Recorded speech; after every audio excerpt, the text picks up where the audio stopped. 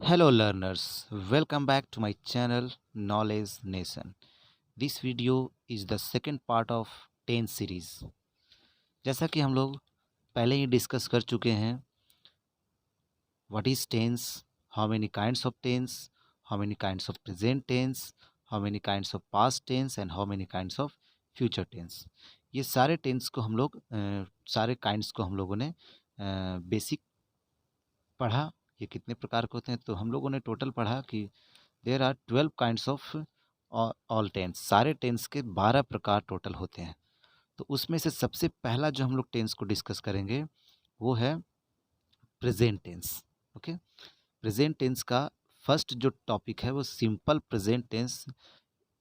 It is also called present indefinite tense.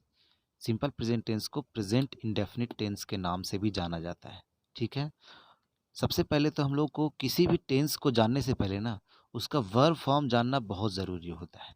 ठीक है, verb form को जानना बहुत ज़रूरी होता है। तो सिंपल प्रेजेंट टेंस का जो वर्ब फॉर्म होता है वो है वर्ब का फर्स्ट फॉर्म और वर्ब का फिफ्थ फॉर्म। ये दोनों में से दोनों फॉर्म में से कहीं पे वर्ब का फर्स्ट फॉर्म होता है और कहीं पे वर्ब का फिफ्थ फॉर्म होता है। अब कहाँ पे फिफ्थ फॉर्म होता है, कहाँ पे फर्स्ट फॉर्म, ये हम लोग डिस्कस करेंगे आगे।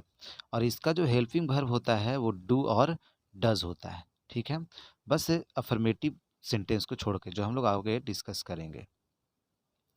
अब हम लोग इसका जानते हैं यूजेस कि ये कैसे जगहों पे इसका यूज़ किया जाता है।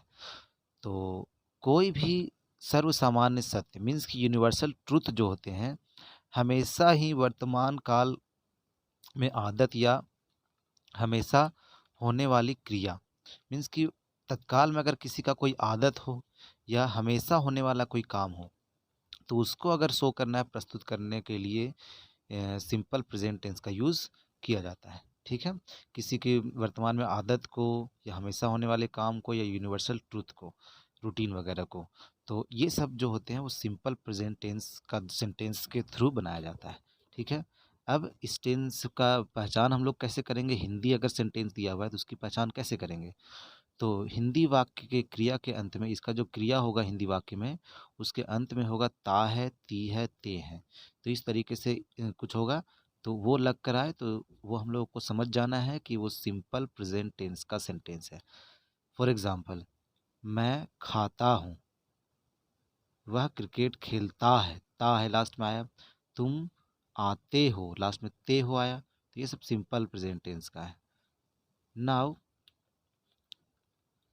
हम लोग को पढ़ना है कि किस सब्जेक्ट के साथ कौन सी हेल्पिंग वर्ब। अब हम लोग जब इसको डिस्कस करेंगे, पढ़ेंगे इसको कि how to translate Hindi to English. अगर हम लोग इसको सीखते हैं कि हिंदी से इंग्लिश में कैसे ट्रांसलेट किया जाता है तो उसके लिए हम लोगों को इसका हेल्पिंग वर्ब ज़रूरी है कि कहाँ हेल्पिंग वर्ब कहाँ लगता है या वर्ब का फर्स्ट फॉर्म कहाँ लगता है और फिफ्थ फॉर्म कहाँ लगता है। इस चीज़ को डिस्कस करते हैं। तो केवल सकारात्मक वाक्यों में सबसे पहले तो इन अफर्मेटिव सेंटेंस, जो अफर्मेटिव सेंटेंस होता है ना, तो ये पूरे टेंस का ये एक एक्सेप्शन होता है अफर्मेटिव में कि इसमें कोई भी हेल्पिंग वर्ब का यूज़ नहीं होता है। ठीक है, पूरे टेंस में हम लोग पढ़ेंगे दो एक्सेप्शन होते हैं जिसमें कोई भी हेल्पिंग वर्ब का यूज़ नहीं होता है। बाकी हर टेंस तरह का टेंस में अफर्मेटिव, नेगेटिव सब तरह के टेंस में हेल्पिंग वर्ब का यूज़ ज़रूर किया जाता है, बट दो ही टेंस है जिसका अफर्मेटिव फॉर्म में हेल्पिंग वर्ब का यूज़ नहीं होता है। ठीक है, तो थर्ड पर्सन सिंगुलर सब्जेक्ट के केस में वर्ब के साथ एस या ई एस लगाया जाता है। मीन्स कि थर्ड पर्सन सिंगुलर नंबर का सब्जेक्ट जहाँ होगा ना वहाँ पे वर्ब का फिफ्थ फॉर्म लगाएंगे, एस या ई एस वाला फॉर्म। जैसे थर्ड पर्सन सिंगुलर नंबर में कौन कौन सा आ जाएगा, ही, सी, इट और सिंगुलर नेम। ये सब अगर रहेगा तो उसके बाद वर्ब का फिफ्थ फॉर्म मीन्स कि वर्ब प्लस एस या ई एस फॉर्म लगाएंगे। ठीक है, ये अफर्मेटिव फॉर्म का हो गया। बाकी सभी तरह के वाक्यों में, बाकी जो भी वाक्य होगा चाहे नेगेटिव हो, इंट्रोगेटिव नेगेटिव सेंटेंस हो, किसी भी तरह का सेंटेंस हो, उसमें हेल्पिंग वर्ब का यूज़ होगा। और हेल्पिंग वर्ब इसका कौन सा था, डू और डज। ठीक है, तो डू का यूज़ कहाँ करेंगे और डज का यूज़ कहाँ करेंगे, चलो हम लोग इसे पढ़ते हैं। थर्ड पर्सन सिंगुलर सब्जेक्ट के साथ कोई भी अगर थर्ड पर्सन सिंगुलर सब्जेक्ट हो तो उसके साथ डज का यूज़ करना है। ठीक है, और बाकी जितने भी सब्जेक्ट्स होंगे उसके साथ डू का यूज़ करना है, ठीक है। थर्ड पर्सन सिंगुलर सब्जेक्ट के साथ does, it means he see it या कोई सिंगुलर नेम के साथ डज का यूज़ करना है नेगेटिव इंट्रोगेटिव वगैरह सेंटेंस में। और बाकी जितने भी सब्जेक्ट आएंगे, चाहे वो आई हो, यू हो, वी हो, दे हो, जो भी सेंटेंस हो, सब्जेक्ट हो, उसमें हम लोग डू का यूज़ करेंगे। Okay, now it's time for the structure of these sentence. अब हम लोग आखिर इसको समझेंगे कि ये सिंपल प्रेजेंट टेंस है और कैसे इसको ट्रांसलेट करेंगे हिंदी से इंग्लिश में। तो उसके लिए कुछ स्ट्रक्चर्स है जो आपको याद करना बहुत ज़्यादा ज़रूरी है, ठीक है। तो फर्स्ट स्ट्रक्चर जो है वो है अफर्मेटिव सेंटेंस का, मीन्स सकारात्मक वाक्य जिसमें नहीं, क्या, ये सब वर्ड ना हो, ठीक है। नहीं होता मतलब सिंपल सा सेंटेंस हो ये, है ना, कोई नेगेटिव और इंट्रोगेटिव वर्ड ना हो। तो इसका स्ट्रक्चर होता है सब्जेक्ट प्लस वर्ब का फर्स्ट फॉर्म और फिफ्थ फॉर्म प्लस ऑब्जेक्ट, है ना। कहाँ फर्स्ट और कहाँ फिफ्थ लगता है ये तो ऑलरेडी हम लोग डिस्कस कर चुके हैं। तो सब्जेक्ट प्लस वर्ब का फर्स्ट या फिफ्थ फॉर्म प्लस ऑब्जेक्ट, ये होता है स्ट्रक्चर हमारा अफर्मेटिव फॉर्म का। नेगेटिव फॉर्म का स्ट्रक्चर क्या होता है? तो नेगेटिव फॉर्म का स्ट्रक्चर होता है नकारात्मक जिसमें नहीं वर्ड हो, उसका स्ट्रक्चर सब्जेक्ट प्लस डू और डू या डज दोनों में से कोई एक, उसके बाद नॉट लगाएंगे, देन वर्ब का फर्स्ट फॉर्म ही होगा, क्योंकि डू डज जहाँ पे जिस सेंटेंस में लग चुका उसमें वर्ब का फिफ्थ फॉर्म का यूज़ हम नहीं करते हैं, इसलिए इसमें वर्ब का ओनली फर्स्ट फॉर्म का यूज़ करेंगे। तो do does plus not plus verb का फर्स्ट फॉर्म प्लस ऑब्जेक्ट, है ना। डू डू नोट और डज नोट को हम लोग शॉर्ट में डू नोट को डोंट भी बोल सकते हैं और डज नोट को डजेंट भी बोल सकते हैं और यहाँ लिख सकते हैं, ठीक है। तो जैसे कि इसका एग्जांपल, मैं नहीं खाता हूँ, मैं नहीं पढ़ता हूँ, है ना।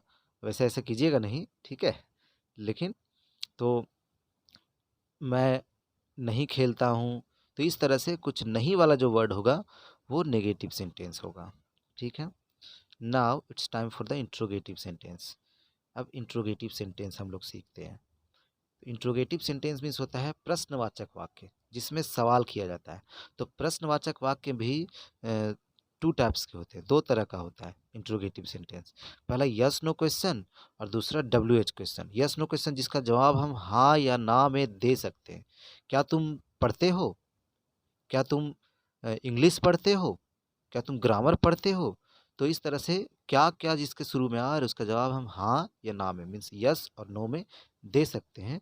तो वैसे सेंटेंस को हम लोग क्वेश्चन यस नो क्वेश्चन बोलते हैं। तो इसका स्ट्रक्चर होता है, सबसे पहले हम लोग हेल्पिंग वर्ब को कर देंगे, डू और डज को पहले करेंगे, देन उसके बाद सब्जेक्ट कर लिखेंगे, देन वर्ब का फर्स्ट फॉर्म, उसके बाद ऑब्जेक्ट, उसके बाद क्वेश्चन मार्क, ठीक है।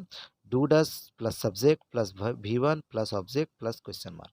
तो इस स्ट्रक्चर से हम लोगों को बनाना है इसका ट्रांसलेशन, ठीक है। नेक्स्ट, इंट्रोगेटिव सेंटेंस का WH क्वेश्चन जिसमें स्टार्टेड विथ, जो व्हाट, व्हेन, व्हाई, वेयर इस तरह का WH वर्ड से शुरू होता है। तो वैसे सेंटेंस को हम लोग कैसे बनाते हैं, और ये जो सेंटेंस होता है ना, इसका जवाब हम हाँ या ना में नहीं दे सकते हैं। जैसे तुम क्या पढ़ते हो, तो क्या वर्ड बीच में आया, तुम क्यों पढ़ते हो। तो इस तरह से ये सब जो हो गया जिसका जवाब हम पूरा एक्सप्लेन करना होगा, तो उसको WH क्वेश्चन बोला जाता है। तो इसका स्ट्रक्चर होता है इसी की तरह, यस नो क्वेश्चन की तरह, बस उसके पहले WH वर्ड्स एक्स्ट्रा इसमें इंक्लूड कर देना है, बस शुरू में WH वर्ड लगा देना है। WH वर्ड प्लस डू और does plus subject plus V1 plus object plus question mark, है ना। डू और डज में कहाँ क्या लगाना है वो तो हम पहले ही बता चुके हैं आप लोगों को, ये हो गया। अब एक और स्ट्रक्चर होता है नेगेटिव इंट्रोगेटिव, मीन्स कि इंट्रोगेटिव के साथ साथ नेगेटिव भी होता है, उसको शॉर्ट में डोंट या डजंट कर देंगे। शुरू में यस नो क्वेश्चन वाला में पहले डोंट या doesn't, subject plus V1 plus object plus question mark, है ना। बस उसी में जो इंट्रोगेटिव का यस नो क्वेश्चन का जो स्ट्रक्चर था उसी में बस नोट लगा देना है, डोंट और डजंट, और subject plus V1 plus object plus question mark, ठीक है। नेक्स्ट, इंट्रोगेटिव नेगेटिव सेंटेंस का WH क्वेश्चन, जो WH वर्ड से शुरू होता है। तो इसमें बस क्या करना है, पहले WH वर्ड लगा देना है, WH वर्ड प्लस डोंट और डजंट दोनों में से कोई एक, प्लस सब्जेक्ट प्लस वर्ब का first form plus object plus question mark. WH word plus don't और doesn't plus subject plus V1 plus object plus question mark. तो इस तरह से हम लोगों को बनाना है। फॉर एग्जाम्पल हम लोग इसको बनाना सीखते हैं स्ट्रक्चर के अनुसार। मैं खाना खाता हूँ, मैं खाना खाता हूँ, है ना। ये हैबिचुअल एक्शन है, तो ये सिंपल प्रेजेंट टेंस का एक्शन है। ता हूँ, ती हूँ, ये सब। तो इसका मैं का जो इंग्लिश होता है वो होता है आई। अब स्ट्रक्चर में क्या था, सब्जेक्ट प्लस V1 या V5। तो आई क्योंकि फर्स्ट पर्सन है तो इसके साथ तो V5 लगेगा नहीं। तो खाना का होता है ईट, आई ईट। क्या खाता हूँ, तो फूड। ऑब्जेक्ट बाद में लगा देना है, खाना खाता हूँ, फूड, आई ईट फूड। तो इस तरीके से बनाना है। वह क्रिकेट नहीं खेलता, ये नेगेटिव सेंटेंस हो गया। तो वह का होता है ही, और नहीं के बदले पहले शुरू में तो ही थर्ड पर्सन सिंगुलर नंबर है तो डज लगाएंगे, है ना। थर्ड पर्सन सिंगुलर नंबर के साथ डज का यूज होता है। ओके, तो डज के बाद नॉट, तो he does not play cricket, वह क्रिकेट नहीं खेलता है, he does not play cricket. अब यहाँ सपोज की इंट्रोगेटिव सेंटेंस, क्या वह क्रिकेट खेलता है, तो क्या हो जाएगा, डज ही प्ले क्रिकेट। तो इस तरीके से हम लोग इसका ट्रांसलेशन बना सकते हैं, ठीक है। और इस तरह का सेंटेंस होता है, सब्जेक्ट के बाद V1 या V5 प्लस ऑब्जेक्ट, इस तरह से हम लोग इसको बनाते हैं। तो आज हम लोग डिस्कस किए सिंपल प्रेजेंट टेंस, इसको प्रेजेंट इंडेफिनिट टेंस भी बोलते हैं। आई होप कि ये टेंस आप लोगों को अच्छे से समझ में आया होगा। तो आज के इस वीडियो में इतना ही। बाकी का नेक्स्ट टॉपिक जो होगा प्रेजेंट कॉन्टिन्यूअस, वो नेक्स्ट वीडियो में।